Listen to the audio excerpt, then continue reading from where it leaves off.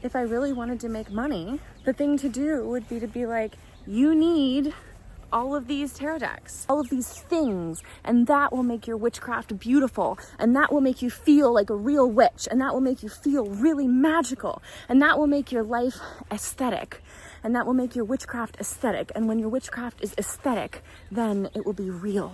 And I don't want to do that. I don't want to make that deal with the devil.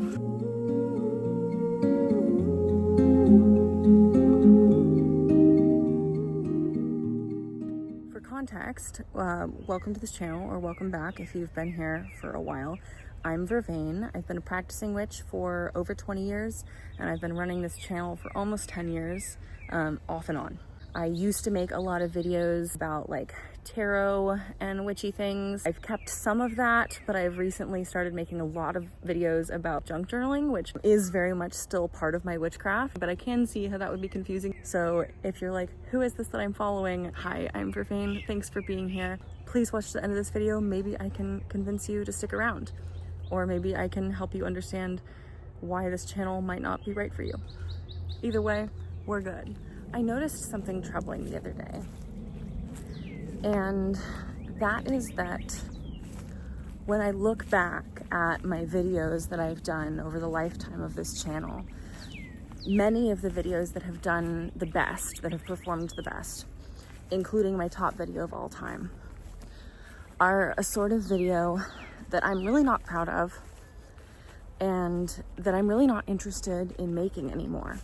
And I'll tell you why. This has never been a big channel. I have like 2,300 subscribers, and it's very rare for me to get that many views on a video. In fact, I have like 149 public-facing long-form videos on this channel. 20 of them have over 1,000 lifetime views, which is not very many out of 149, especially considering that my subscriber base is more than double that. And so when I look at those 20 videos, I notice that 8 of them are hauls, unboxings, or collection videos. And I understand that those are fun to watch. I get it. I used to watch many of them myself. But I'm concerned with what this says about witchcraft today and moving forward. And I think that this actually says less about what people want deep in their hearts, but it says a lot about whether people will choose what they want deep in their hearts.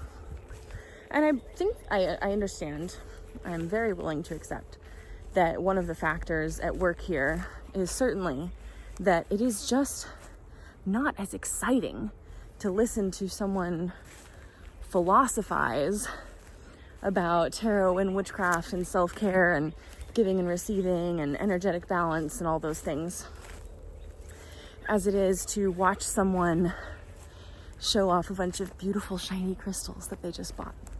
I get that. I understand that the dopamine delivery of watching someone unbox a new tarot deck and ooh and ah over 78 different pieces of art is just far more stimulating and visually satisfying and exciting than listening to someone share from their soul about magic and their connection with the divine and how it's touched them. And I'm troubled by how often we choose what is more stimulating and exciting over what is more touching and inspiring. And for me, at least, so much of what witchcraft is and is about. Hello. For me, so much of what witchcraft is and is about is the unseen, is that which cannot be shown on camera, which cannot be photographed or filmed. When I feel inspired, I can tell you that I feel inspired. I can tell you what inspires me. Sometimes I can show you what inspires me.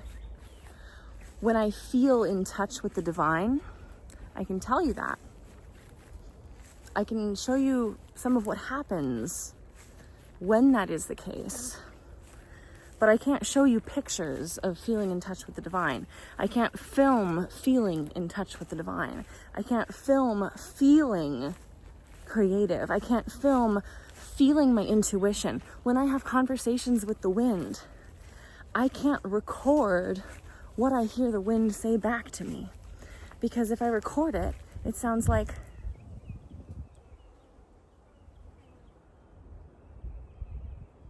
right on cue.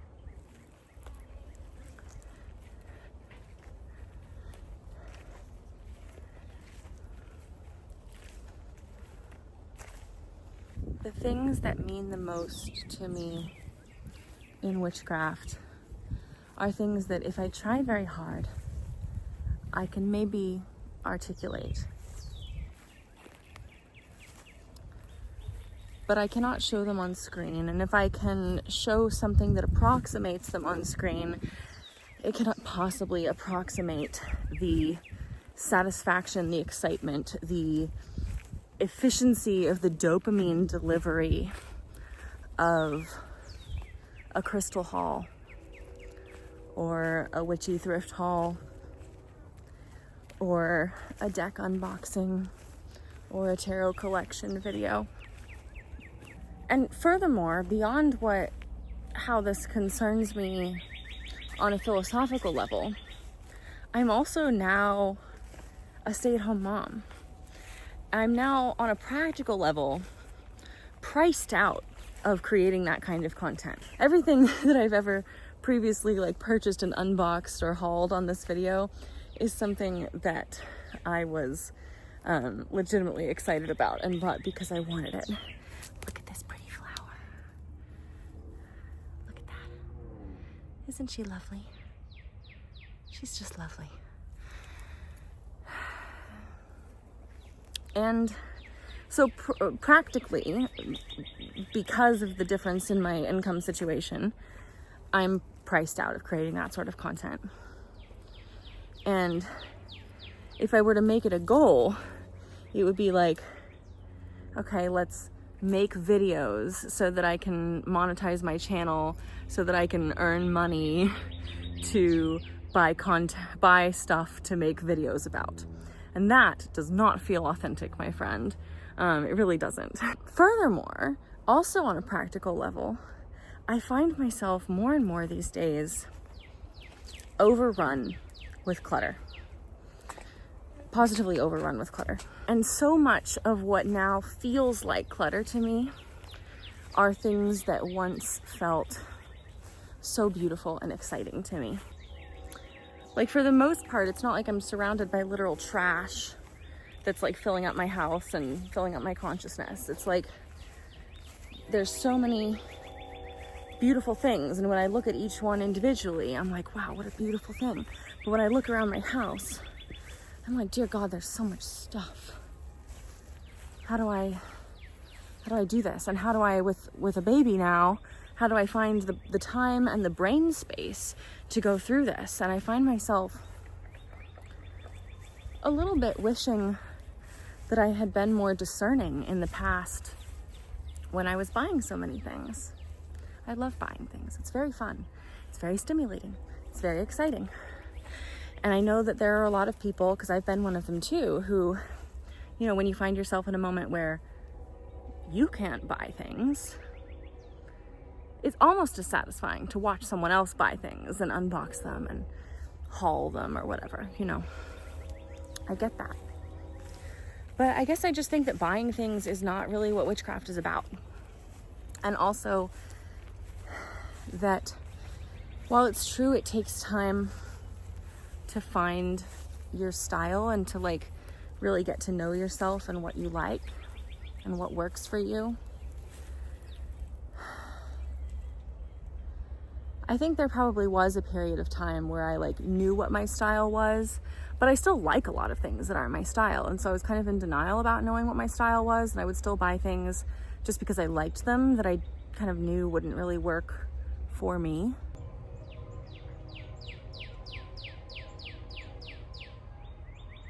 So yeah, I've also just become more discerning over the years about what I like and what works for me. So I guess I'm mostly just here to say that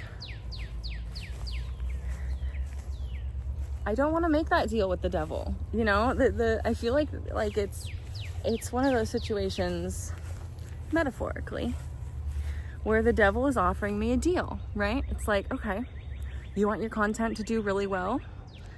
Make this consumerist content, this very dopamine delivering content, these hauls, these unboxings, these collection videos, and those will do really well. And even if I don't do that, I'm well aware that one of the main ways that a channel, no, really like the only way a channel like this, or like any YouTube channel, gets monetized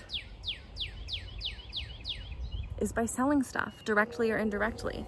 You know, if I'm selling watch time page view ads or whatever you call them, I don't even get to decide what I'm selling. It's just like whatever's randomly on the page, which I'm not monetized when I make this, as I'm making this video, but I'd like to be.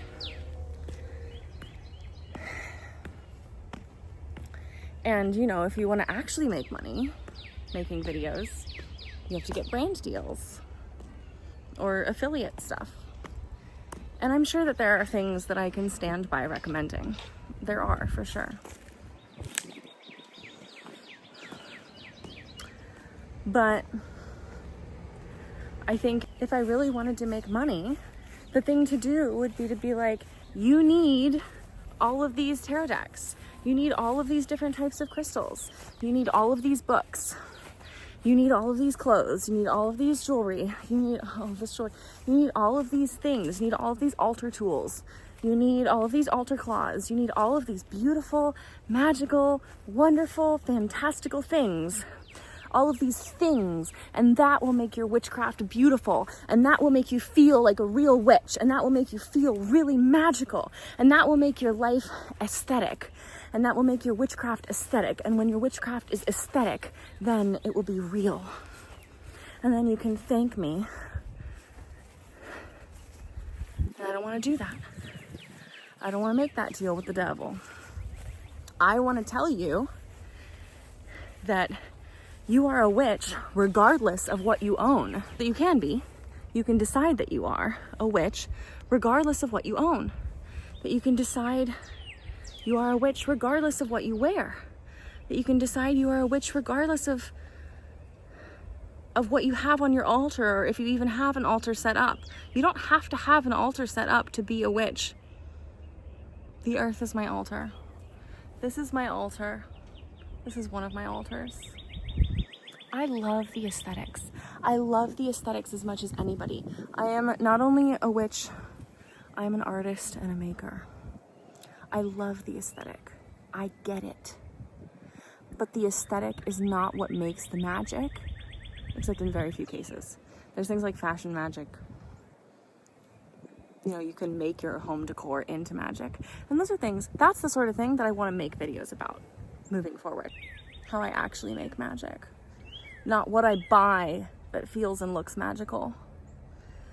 The last thing I want you to think watching this channel is, if I buy that, then I can be more magical like Vervain. If I've ever made you feel like you had to buy something to feel magical, or to make real magic, or to be a real witch, I have done you a disservice, and I'm sorry. That was never my intention. But I can see how that could have been confusing in the past. So yeah, in conclusion, a lot of my top performing videos are very consumerist witchy videos. I'm troubled by what that says about consumerist culture and witchcraft. I'm troubled by what that means for my ability to make any sort of stay-at-home income creating witchy content and abiding by my ethics and my authentic beliefs and stuff. No, I choose to believe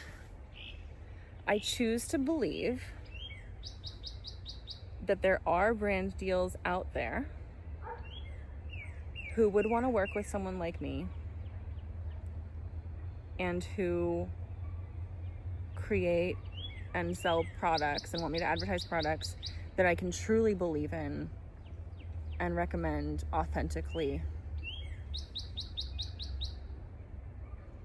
without feeling like I'm gatekeeping witchcraft through consumerism. So yeah, I'm troubled by all this, and I see a path forward that looks like going back to things that I used to do but that don't feel authentic to me anymore, and possibly finding some sort of shallow success there. And I don't intend to walk that way. And instead I intend to find a path forward that, as much as I possibly can, communicates and exemplifies what magic really means to me. So anyhow, if you're about that, like, subscribe, stick around. Maybe we can make some magic together. I think that'd be nice.